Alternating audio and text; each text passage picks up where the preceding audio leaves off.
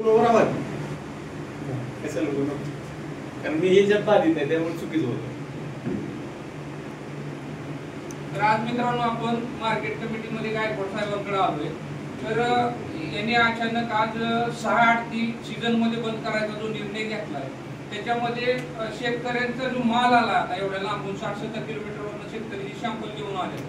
तर त्यांचं ह्याचं जे असोसिएशन आहे त्यांनी मोजक्या एक 6 आडतीवरच कारवाई किंवा 6 आडतीला बंद करायचा निर्णय घेतलाय. आणि ज्या आडतीला आता शॅम्पल घेऊन शेतकरी आले तर त्यांची काय अवस्था आहे. एकीकडे भाजपचे मोदी सरकार आपल्याला म्हणतात तुम्ही देशामध्ये कुठेही माल विकू शकता आणि दुसरीकडे जी दुटप्पी भूमिका आहे मार्केट कमिटीची त्या दुटप्पी भूमिकेला आम्ही निषेध करतो. आणि जर ही भूमिका त्यांची अशीच राहिली तर शेतकऱ्याला आत्महत्येशिवाय दुसरा पर्याय राहणार नाही. गेली 3 वर्ष झालं मार्केटमध्ये किंवा शेतीमध्ये जी वाईट दिवस आले तर त्याच्यामधून आता कुठेतरी उभारीचा काळ आलाय. आणि ज्या व्यापाऱ्यांवर विश्वास ठेवून लोक घरून शॅम्पल घेऊन येतात 70-80 किलोमीटरवरून तर त्या मोजक्या लोकांना नवीन मार्केटमध्ये जी व्यापारी किंवा जी स्पर्धा होणार आहे ती थांबवण्यासाठी जी असोसिएशन शेतकऱ्याच्या विरोधात जी आडमुठी भूमिका घेत आहे त्याच्या विरोधामध्ये आपल्याला आवाज उठवावा लागणार आहे. आणि हा जर आवाज त्यांनी नाही केला तर माझं असं स्पष्ट म्हणणं आहे मार्केट कमिटीला की आमच्या उतार्यावरचं कर्जाचं तुम्ही बघा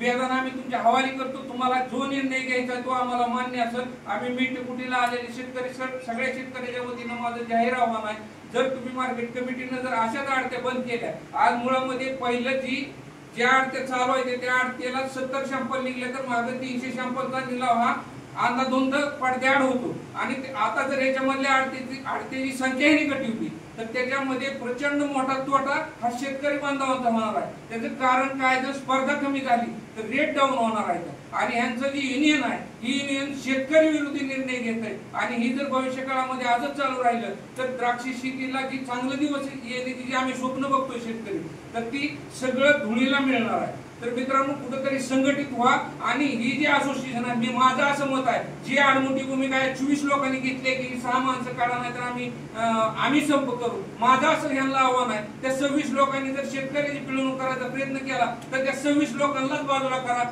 आम्ही दुसऱ्या व्यापारी हातापाया पडून इथं आणून त्याचा सौदा काढू. परंतु मार्केट कमिटीनं आमच्या बाजूला उभा राहण्याची कुठेतरी अपेक्षा असताना त्यांना आम्ही रिक्वेस्ट आम्ही तासभर इथं बसून रिक्वेस्ट करतो हातापाया पडतोय की तुम्ही काय पण करून आजच्या दिवस तरी सौदा काढा. पुढच्या वेळेस जो निर्णय होईल तो होईल. परंतु अर्धा किलोचं बंधन असताना 3 किलो पर्यंत बियाण्याचं कटिंग होतंय.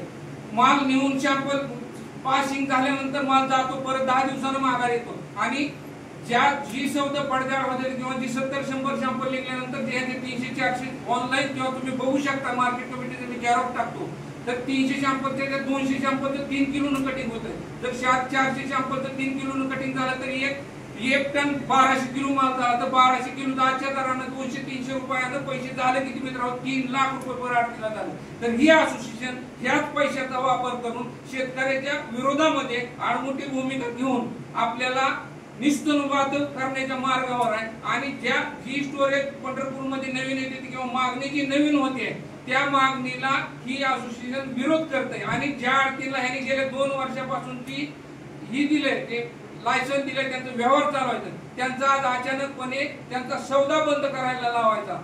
केवळ फक्त इथल्या काय निवडक मंडळीनं हा जो काय आठात चालू केलाय त्याच्यामध्ये आपण संघटित होऊया. आणि नाही संघटित झालं तर आपल्या बेदाण्याची या वर्षी पण दुरावस्था झाल्याशिवाय राहणार नाही. माझी तळमळीची विनंती आहे कुठेतरी या सगळ्या गोष्टीचा विचार करा. नाहीतर भविष्य काळामध्ये आपल्याला हे सीझन मध्ये 1 महिना जर गेला नंतर ह्यांच्याच हातात तुमचा माल जाणार आहे. त्याच्यामुळे ह्यांनी काय करायचं तो निर्णय त्यांचाच राहणार आहे सर्वस्वी. माझी सगळ्यांना विनंती आहे संघटित व्हा विचार करा. आणि तुमच्या एरियामधल्या तालुका प्रतिनिधी किंवा आमदार खासदार जे असतील त्यांच्यापर्यंत या सगळ्या गोष्टी सांगा. भविष्य काळामध्ये पुढच्या मंगळवारपर्यंत जर ही विषय नाही थांबला तर पुढच्या मंगळवारी आपल्याला